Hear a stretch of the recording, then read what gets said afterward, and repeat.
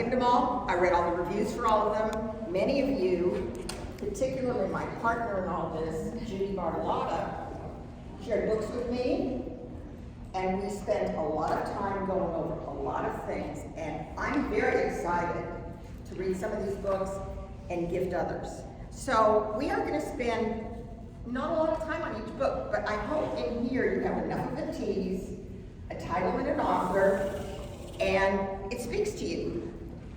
You don't have to read any of them if you don't want to, but I just hope you walk away from here with one or two things that you're interested in, and I'll give you the opportunity when it's all over to speak to the individuals that are sharing books. There are 5 or 6 of you in the room that are, and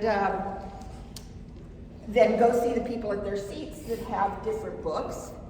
And many of you have been generous enough, Kathy and Judy, to bring books that they're going to give away on the table over there.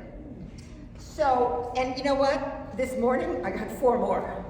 So there wasn't time to put it in the bibliography, but I will continue to be the scribe and add author, title, brief synopsis, and who's sharing it, and if you're willing to give contact information, then you can be contacted about it. If you don't want to, you don't have to. A couple of the guys on this list that gave me books want to remain anonymous. So, if we can begin, and I'm asked my ladies to, I'm going to keep to 1.5 minutes on each one, and I ask my speakers to keep to round 3. I will say, in the interest of time, we're going to move on, not to be rude, but I know several people have to leave early. And we're going to move Eileen up a little bit in the order because she has to leave early. So I'm going to do my best to keep this brief. So I'm going to present Breaking Anxiety's Grip, How to Reclaim the Peace God Promises. This book is written by Dr. Michelle Bergston. She's a clinical neuropsychologist with over 30 years of experience in diagnosis and treatment of anxiety and also depression in children, adults, and seniors. She wrote this book because she had a very significant experience in her own life. Her husband had a very unexpected, serious diagnosis of cancer. So she took her practice and applied it to the lives of her own family. And she developed a chapter book that went through the major issues that she went through that caused anxiety and concern over his health, which, let's face it, she had no real true control over. But what she did that was beautiful was in each chapter she would give you scripture references, hoping that people would write down those little parts of scripture that gave her comfort and gave her some peace, and also music. And she did an incredible job. She's a very well-respected physician, and what she did for people like me was very special because I've had those moments of anxiety and depression over things in my life that I couldn't control. So I would absolutely suggest this to you. I found it a book you read and reflect. It's soothing. Whether you're going through something or someone else is going through something, it's good to know about a book like this. Next, I'd like to introduce Catherine. How do I pronounce your last name, Catherine? Allspock. Allspock is in Dr. Spock. Yes. There you go, Catherine. L-O-S-Q-C-K. Catherine is doing 3 books, 2 for kids and 1 later for grown-ups. Yeah, so this is for, I would say, 5th graders to older. It's called Brilliant, and it talks about the mathematicians and the scientists and the discoverers of the Catholic faith. It has certain famous people such as Nicholas Copernicus and so on, but it gives you the context.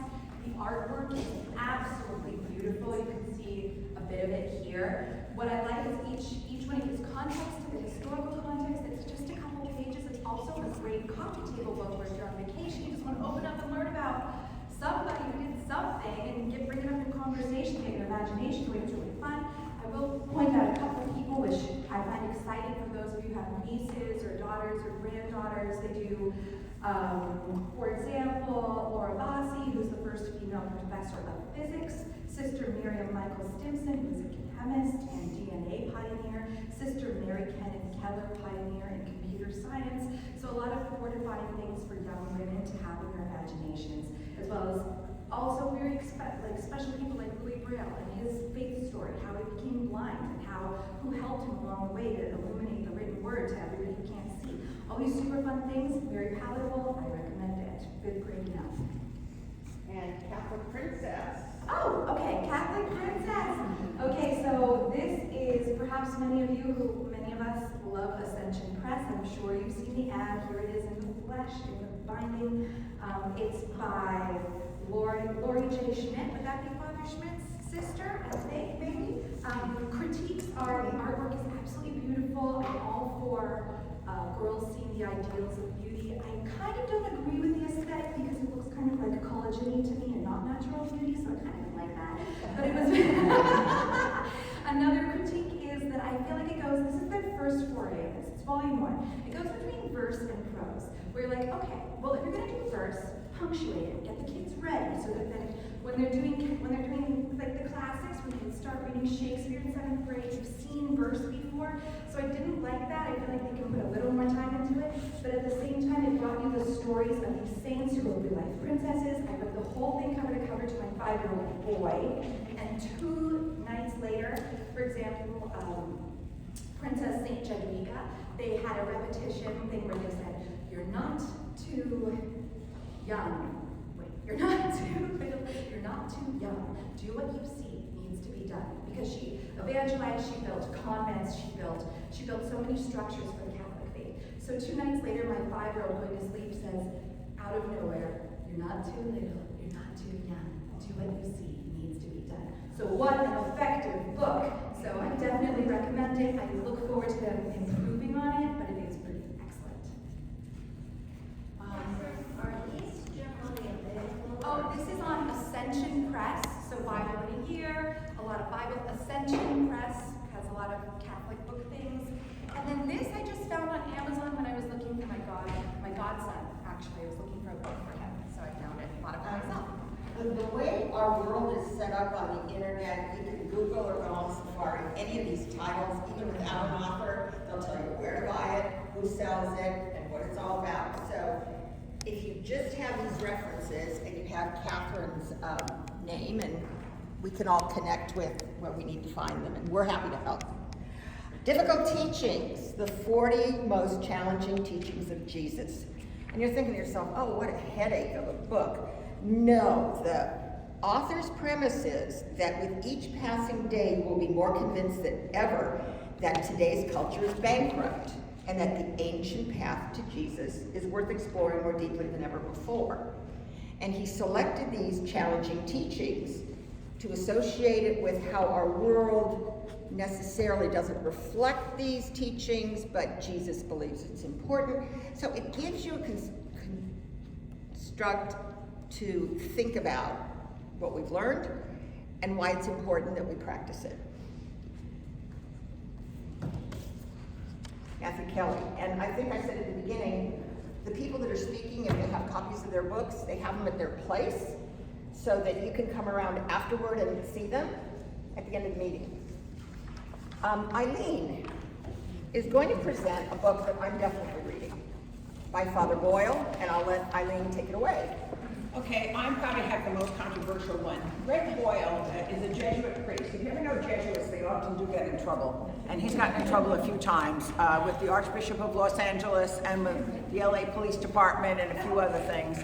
Got in trouble with his order for a while, but he seems to maintain. Greg Boyle is as important in LA as Father Joe's is to San Diego. He really has a whole different concept, though. His is not just the homeless. He really went to deal with the gangs and the gang people in Los Angeles. He says he's an unbelievable person. He's had several bouts of cancer within recent years. The Jesuits wanted to take him out of this ministry, and he fought with them and stayed there. And it's his story. It's not a book I sit down and read cover to cover. It's kind of, you read a couple of chapters, you read a few incidents that he's saved people, lost people. I mean, he's had many people not make it. But it's very enlightening and kind of current event story of gangs, of the things, why they are in gangs, and why they have to get out of gangs. And his biggest problem is removing tattoos. That sounds like it should be easy, but if they have them anywhere on their face or on their neck, they spend more money doing that. But they don't just work on donations. He actually has a soup kitchen and a restaurant. They make chips and salsa that sell to grocery stores. They started with a bread industry and they had a fire and that got canceled. It's kind of an interesting story of somebody who's a saint in the making, but he's not perfect. He has a lot of difficulties and he deals with a lot of people with difficulties. He's going to be a speaker in San Diego. I just picked this up. It was in the diocesan newspaper, and he's going to start for the Ignatian Volunteer Corps, which is actually a group of people who volunteer after retirement to help in Catholic schools, in hospitals, in nursing homes, and whatever. And he's going to come and speak there and give everyone a copy of his newest book. This is his 4th book that he's written. And all the proceeds go to the Homeboys Industries. So that's the book, is the story. He's got a lot of them, so I hope somebody might like to enjoy it. Thank you. I just want to add that you can also get his books on audio. And if you like the audio books, you hear his voice, and he is fabulous. And next week I am going to Homegirls to have lunch there with my brother. So I'll let you know how it all turns out. But I appreciate what he does. Yeah. Thank you, Eileen, and thank you, Kathy. As I have said many times before, we have a lot of inspiration in this room on the part of all of our friends who are sharing with us the books that they like. And once in a while we drop them. Gravity will get you sooner or later. Anyway, next book is Faith Still Moves Mountains, Stories of the Healing Power of Prayer. Many of you know Harris Faulkner because she is a host, an American newscaster. Her book chronicles powerful true stories of resilience, healing, rescue, and protection. Laura, I believe her last name is Swiker, I hope I'm pronouncing it correctly, was so sorry she couldn't be here today, but she said to me that these are true examples of overwhelming faith in the power of prayer, and the most valuable lesson she took from this is never give up hope whatever the circumstances. All things work together for good to those who love God. Well, I could read that every day and feel better about things. I really appreciated Laura sharing this with me, and I will let her know that you gratefully received her recommendation. This book, this next one, 4th Quarter of Your Life, is a hoot, okay? This book is by Matthew Kelly and Alan Hunt. And whether or not you're in the 4th quarter of your life or not, this book was written to change the way you see yourself in the rest of your life. It's never too early to think seriously about what matters most. Readers will wish they'd been exposed to these ideas earlier in life. Now, it's a chapter book and workbook format. It's interactive, and you can sit down and do it with your husband, your wife, your friend, your member of the family. The chapters. What matters most in your life? Mistakes and regrets. What's your story? And you have to write it down. You have to think about it and write it down in the book. Living meaningfully in a trivial culture, which is something I think we all struggle with. Describe your most important relationships, because let's face it, sometimes they're not necessarily members of our family, but what are the ones that really mean something to you in your life, and what matters most to you? I consider this book, after looking at it, not just a gift for someone else that may not have really thought through life in this way, but I think it's a great graduation book for young people that are deep thinkers that want to look at, okay, where do I want to be at the 4th quarter of my life? And how do I need to get there? It's really well done. The next book, Victoria, Great Reset, The Globalist Plan versus Heaven's History by Ted Flynn. Thank you very much. You're welcome. I titled this, The Triumph of the Immaculate Heart is the Triumph of Her Son, The Global Reset. In Medjugorje, the Blessed Mother said, I have a great plan for the salvation of mankind, and I need you to collaborate with me in this great mission. This plan will defeat and triumph over the globalist Masonic sect, also called Freemasonry, which has infiltrated and permeated institutions and governments and places of power in the world and the church. In essence, it's Luciferian, and we are witnessing the greatest battle of all time, second only to the creation of the world, when Lucifer battled St. Michael the Archangel. This book is a book of hope, though, with the message that heaven is in total control and will give the faithful a hedge of protection through the consecration to her Immaculate Heart. Through the consecration, you will be filled with the flame of love of the Holy Trinity, a refuge in her Immaculate Heart. The flame of love,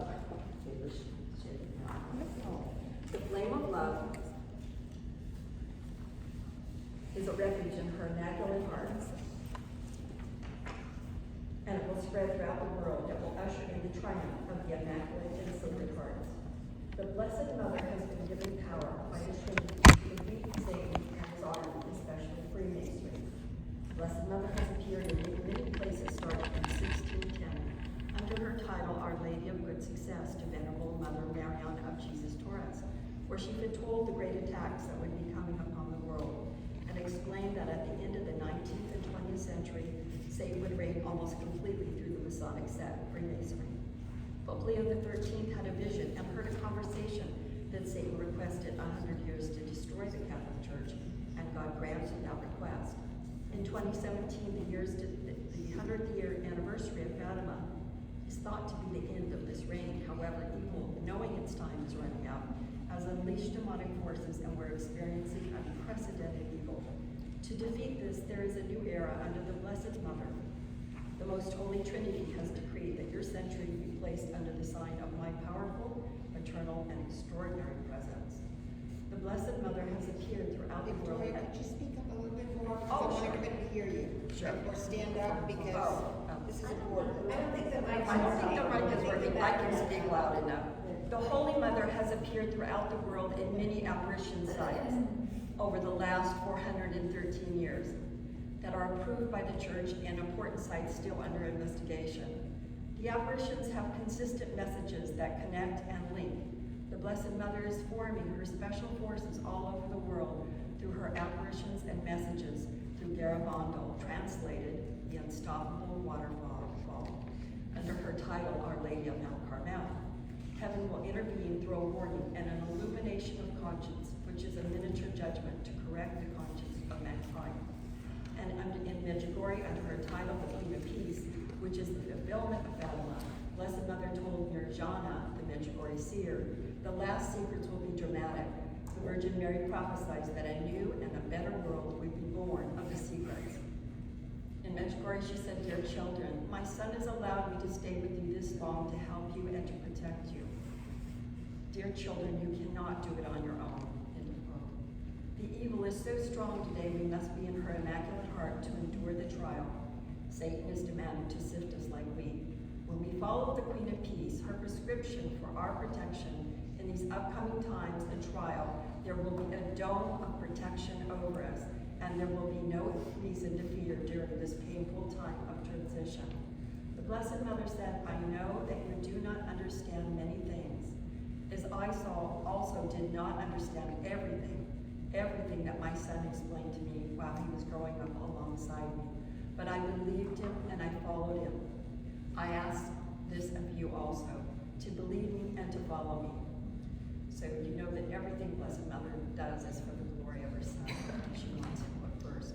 To be in the Blessed Mother's special forces, and she calls us the Apostles of Love. She called us that in Medjugorje on March 2020. She calls us the Apostles of her life in August 2014. And she calls us the Apostles of the last times, who are called to spread love and mercy through the world. I know Victoria is very passionate about this book. We've talked about it over wine. But you know what? I think we're always looking for answers from the things we believe in, the people we believe in, including our Blessed Mother, who is our patron. But this book is well worth your time, so I hope you think about that. The next title speaks for itself. Grieve Like a Man, Finding God's Strength as You Walk Through Your Loss. Author is Jonathan Fan. He's a young man. Oh, this, interestingly enough, was shared with me from a few men of Nativity who choose to remain anonymous.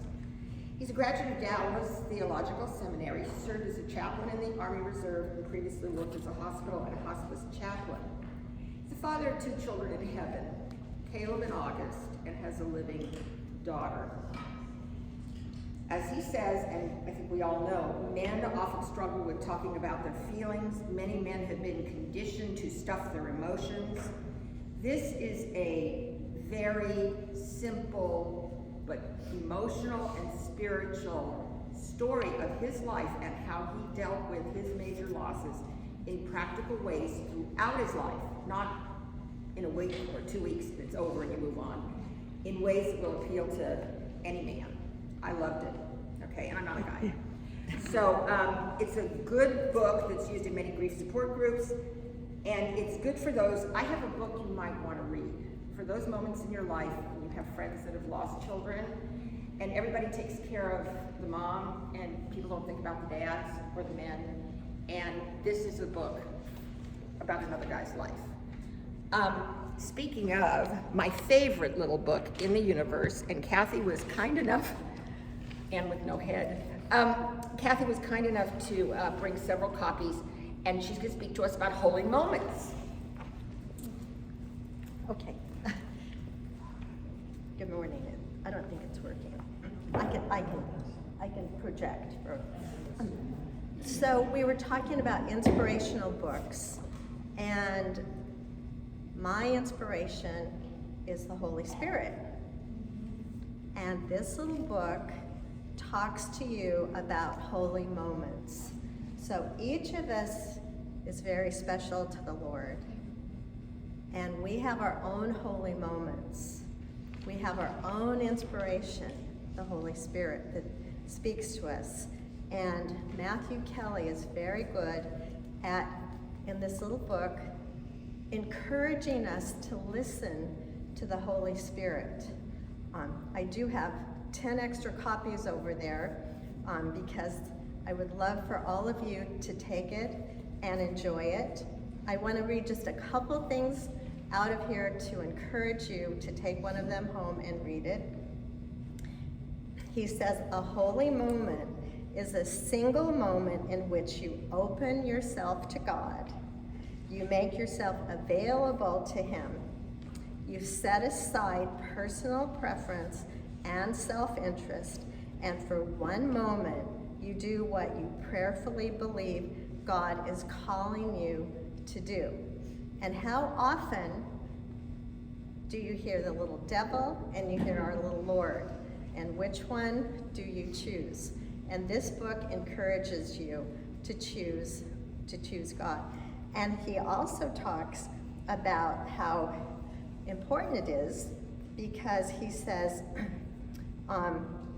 every holy moment is an act of generosity, and scientists have discovered that generosity releases 3 hormones that are critical for a human being to flourish. So selfishly, choose your holy moment, because the first is serotonin, the next is dopamine, and the third is oxytocin. So if you want to be happy and inspired and at peace, choose this little book to read. Absolutely, I agree 100%. It's probably the most inspirational, simple book you could give anyone that is a person of faith. Very ecumenical and very, very worthwhile. Hope After Loss, and I'll be brief.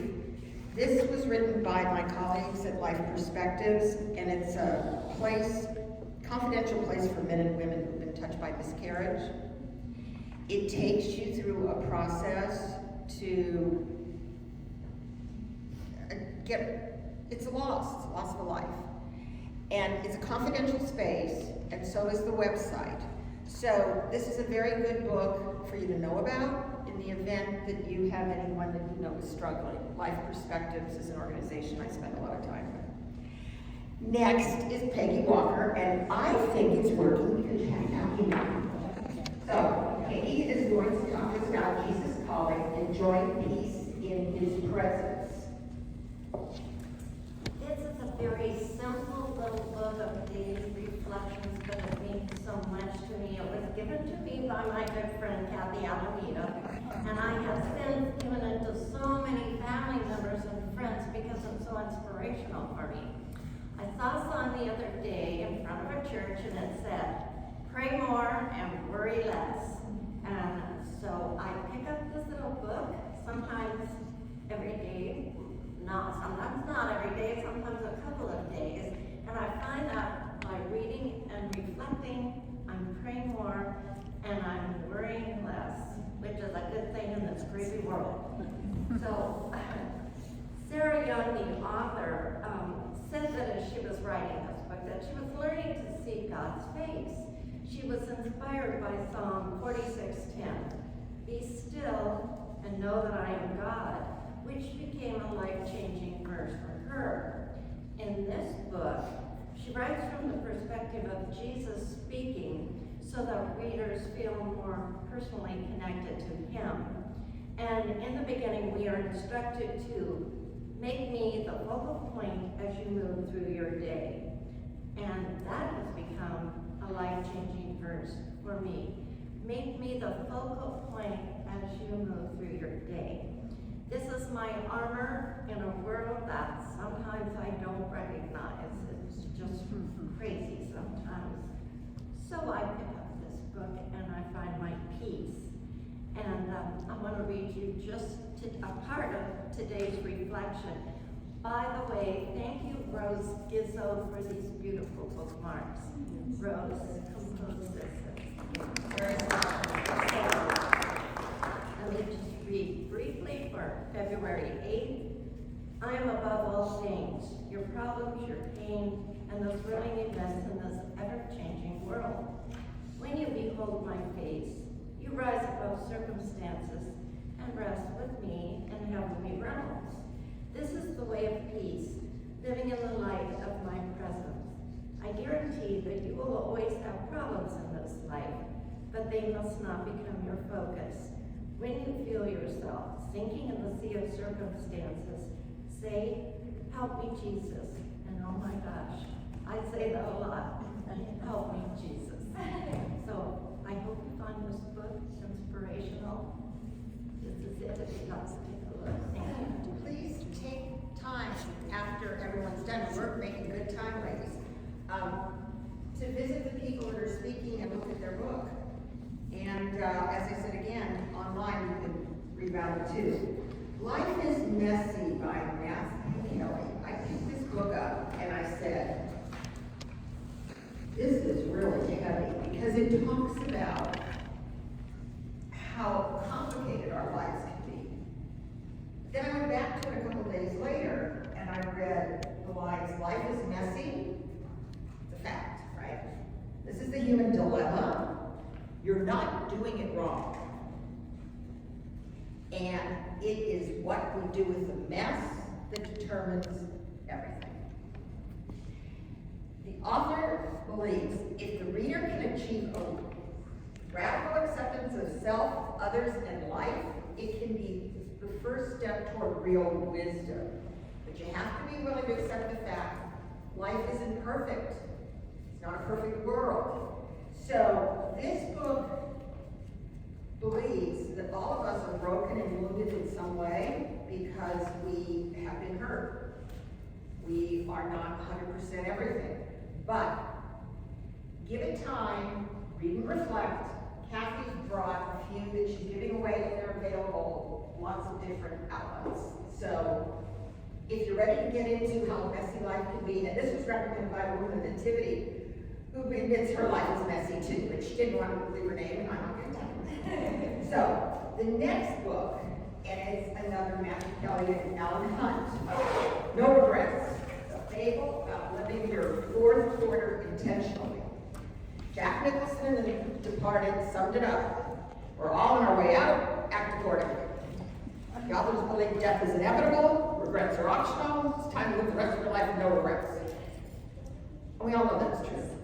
But one woman named Lisa Larson, the story of her life, the life-altering events, and why she was inspired to have no regrets, and that's how she lived out the rest of her life. It'll give you a lot to think about. It's recommended by the Dynamic Catholic website. The next one is going to be covered by Judy Bartolotta, who is my muse and my big helper with all of these books, and she brought many. She's very young. And this is important. This is about your end of life plans, be they spiritual, medical, legal. Who's going to get the stuff, and how do I want to finish things up? So you got people that understand what you want, and it's something we don't talk about, or we're not comfortable talking about. But it's interactive, and it takes you through everything with great references. Hit it, Judy. All right, can you hear me? I've been living this for years because my father passed at 94. My 97-year-old mother is still strong. She's regressing and things, but this is like going to AAA when you're trying to take a trip, and you get the map and you get the information and everything down. So it's called The Other Talk. The talk in this book, as he explained, is when we as parents have to talk with our teenage children. That's the talk. The version of these, we resist it, it's awkward. The other talk is the talk we have with our adult children when we can describe how we see the end of our life. And you don't do this when you're on your deathbed, of course. So this is a very nice guide, and it takes you through everything. I was going to read to you, let's see, holding this and doing this is a little difficult for me, so, but, there we go. This is an example when you get into the book, and one of the best parts of this book for me was it's okay to resist it, it's okay to feel like you're giving away all your power. It's kind of a counseling of yourself, so you have to get yourself in a position that you want to do this talk, and you just don't sit down without preparing. So, for example, this takes some commitment. You go to you get your medical information, you make sure you have your will and trust. It just goes through every single thing, a list of your medications so that if you get sick, your kids know what to do about it, and what your investments are, even your burial and funeral information. It sounds like overwhelming and kind of depressing, but once you get these things in line, you don't have to worry about it anymore. You can think about, how do I really want to live the rest of my life? And that allows the children and the family to be comfortable, because that's all done. We already know what mom and dad want to do. So I highly recommend it. It's not easy. I've started to kind of prep and mention it to the family a little bit, but my husband isn't quite there yet. He's still playing soccer on Sundays.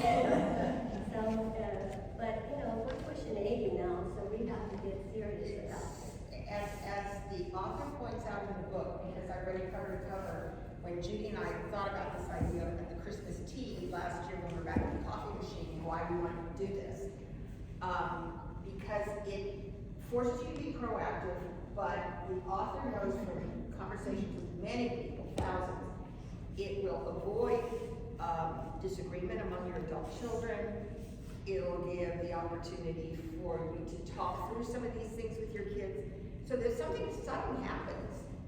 They know that they are honoring you by living out your wishes.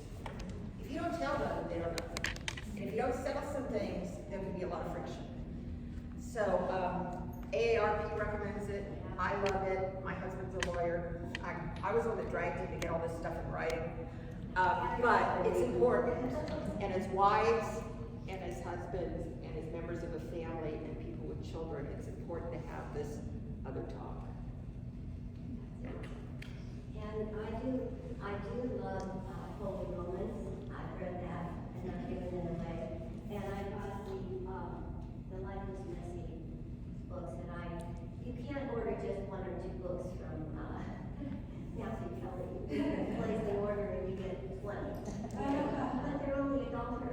it's amazing. So, they make nice little gifts for your friends that you care about.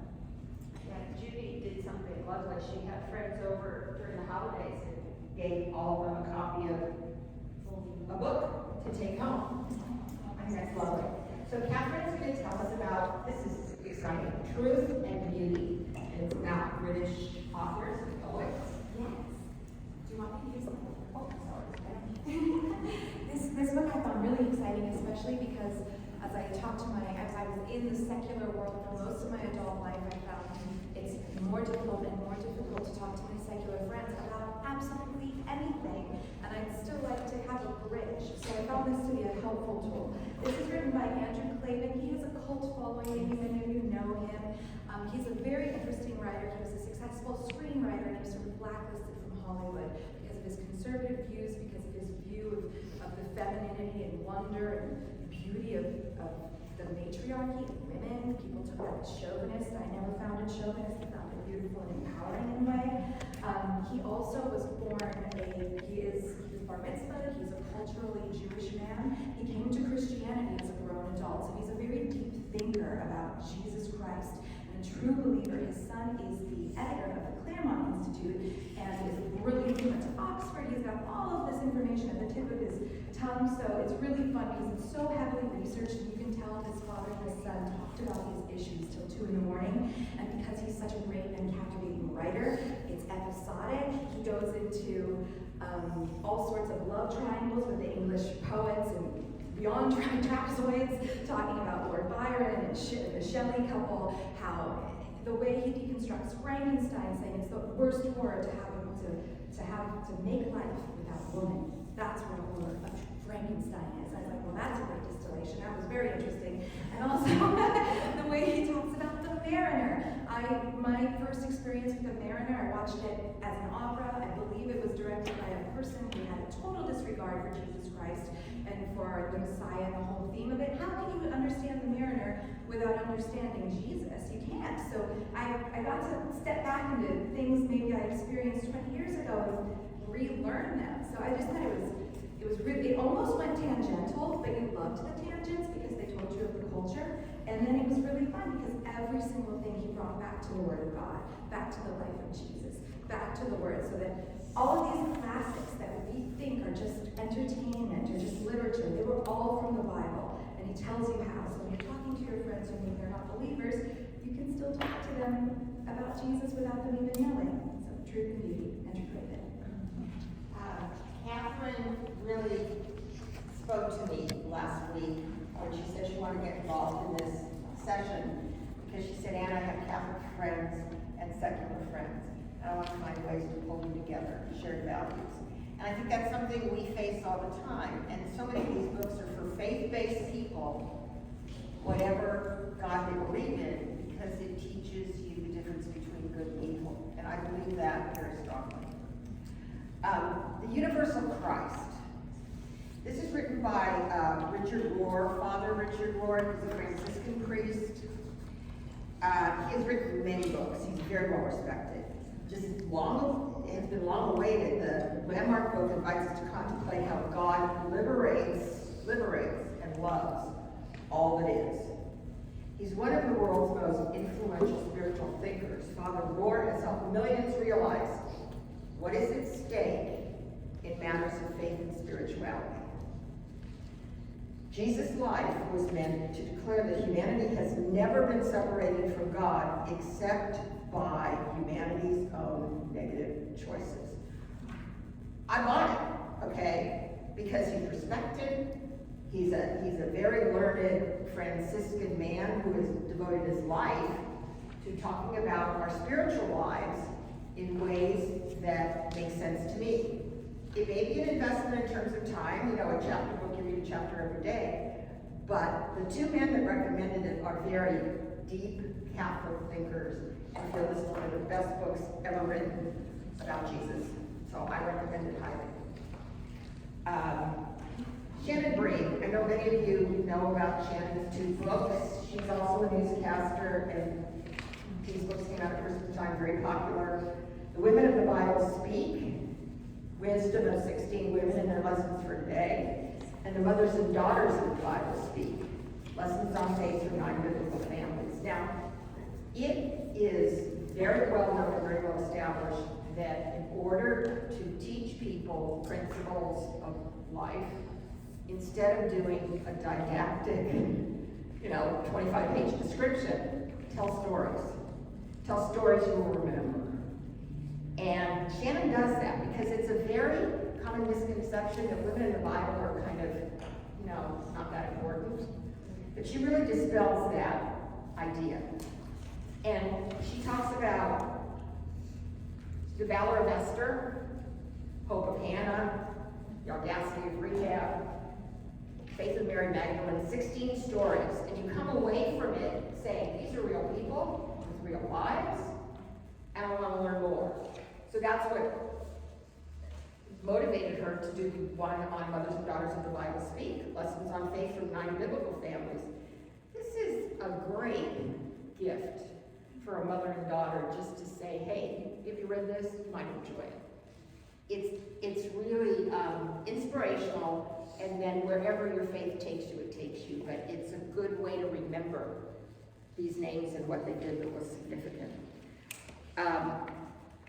I got 4 more out of Good Book, because I got them this morning and yesterday. Cece couldn't be with us today, but she wants you to know about 2 books, and I will include them in the bibliography, which I can send to anyone that will update everyone's, and anything anybody brings today, I will include them, so we'll have it up to date at all times. Cece said, these are spiritually impactful. They're not Valentine books. Well, I think that's what we're talking about, is, sharing some good stuff among ourselves that makes a difference in our lives. To me, that's Valentine. The first title is Left to Tell. Left, L-E-F-T, to tell. Immaculée Bagiza, Immalibagiza, and I will get this to you in writing. It's a remarkable story of forgiveness, faith, and survival during the Rwandan genocide of 1994. The biggest lesson for her was her forgiveness. If she could forgive, anyone could forgive. Okay? The other one, He Leadeth Me, by Walter, I'll spell it and pronounce it, Ciszek, Ciszek, which means he's a Jesuit. Walter is his first name. It's an unbelievable story of total trust in God, reliance on Him, and confidence in His loving will in the midst of horrors and agony in Soviet prisons and labor camps. Again, stories with incredibly powerful examples. If He allows something, He is there loving us in the midst of it, and He will use it for good. And as Cece says to us today, other than happy Valentine's to all, she says they both depict horrible circumstances, and they are not pleasant to read. But they both powerfully show that there can be immense hope, faith, and even serenity in the midst of all the evil.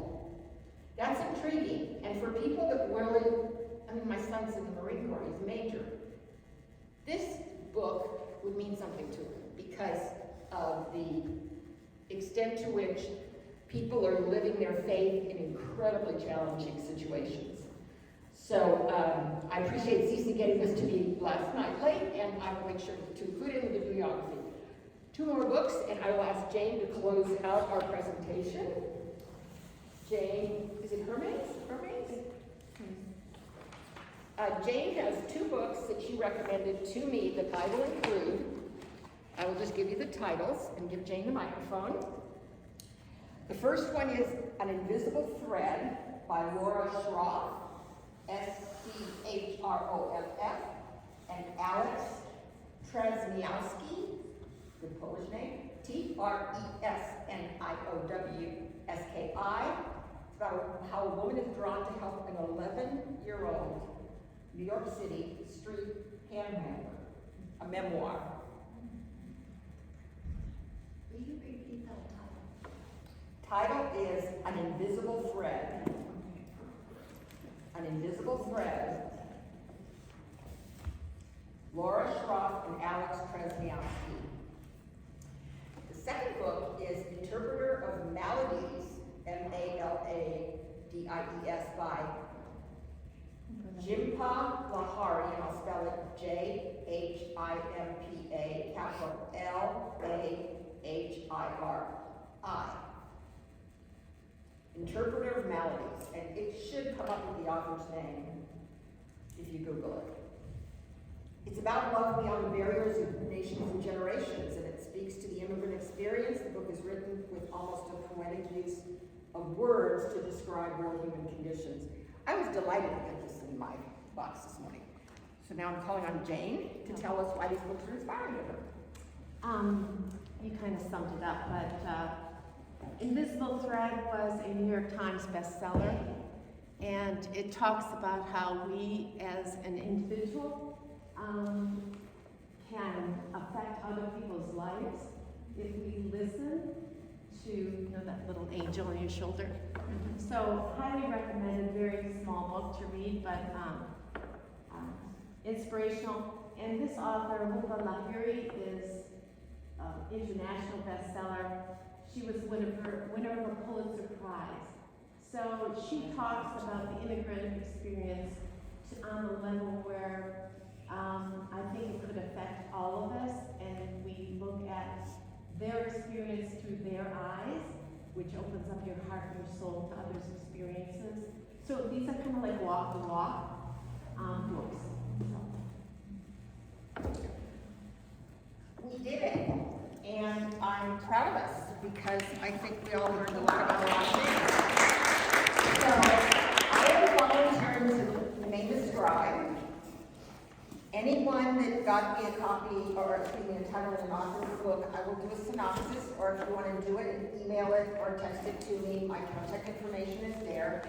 And if you ladies decide this is a good thing to keep up, not necessarily the entire collection, but new books that I can put on little cards and put at every table, so that we all know that we've got some limited nativity recommendations for good reading materials. And leave them at the table. And then the decision is yours. But I really appreciate this inspiration. I shared with many of you. I don't read very much, or watch very much TV, or go to movies unless somebody tells me it's worth my time. Not anymore. That's kind of the way it is. So if you want to circulate together, if you want to talk to anyone about the book they presented, or visit a table and see the copies of the books, you've got them out. And I'm going to give the microphone to Judy.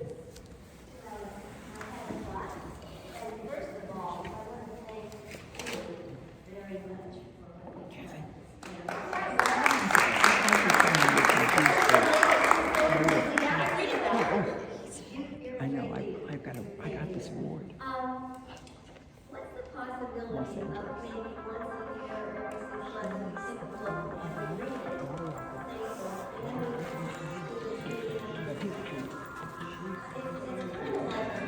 it's not like a monthly, but that would be fun to find a book that would appeal to everybody and then press out the issues.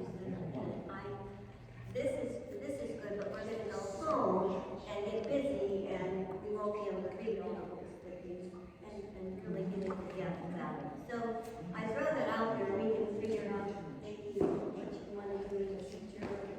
We're always looking for programs, so this would be one time a year or twice a year we could do a book club. What we used to do in my former parish was a group of women do that, and a lot of times these groups go quiet over the summer, because people are doing their summer. And so we would come up with a book at the beginning of the summer, and that would be the book that people would take on vacation with them, with their other reading as well. And then when we got back together in September, we would have a book discussion. And maybe it wasn't our first official meeting, it might be like an evening event where people would come and, share some snacks or something like that. But we would say over the summer is sometimes a nice time to do that, because that's when, people are hopefully kicking back a little and might have more time for reading. I think it's a great idea. Would somebody like to take charge of that, find some titles or suggest a title and we could do that over the summer.